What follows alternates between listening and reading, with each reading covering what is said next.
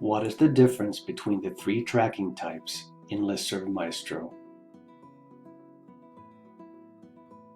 LISTSERV Maestro offers three tracking types to choose from for your email campaigns, with each type collecting a different degree of personally identifiable information about your subscriber activities. Unique tracking records the number of times that unique tracking events occur, but does not associate this data with individual subscribers.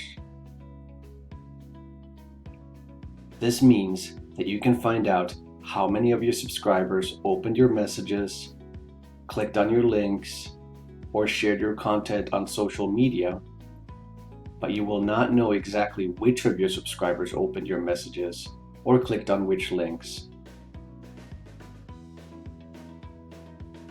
Because the collected data is totally anonymous, this is a safe choice when you have subscribers from jurisdictions like the European Union, where you cannot collect personal data without the explicit consent of each subscriber. Anonymous tracking collects the same data as unique tracking, but allows you to associate it with the demographic profile fields of your subscribers. This means that you cannot see exactly which subscribers acted on your messages, but you can see, depending on the types of profile fields that you have, the age, gender, country, state, or zip code of the people who opened your messages and clicked on your links. Personal tracking collects the most specific data and allows you to see exactly which subscriber opened your messages and clicked on which links.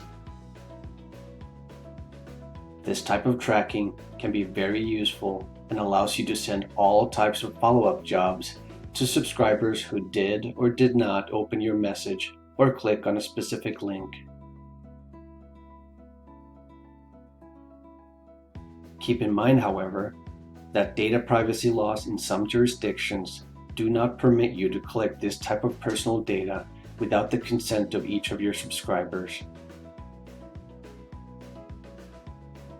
An easy way to collect this consent from each subscriber is to include a profile field asking for permission to collect personal data when people subscribe to your list. If you're sending a job to a list that contains this type of special consent field, the personal tracking option will be replaced by an option called permission-based personal tracking.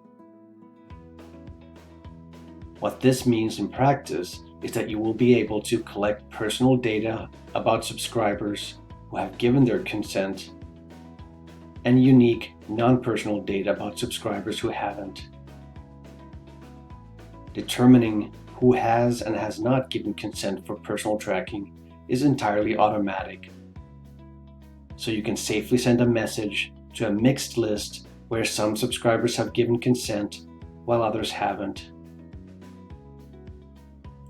This means that you can collect as detailed data as possible for your tracking reports, while at the same time ensuring that you comply with data protection regulations with strict consent requirements for the collection and handling of personal data.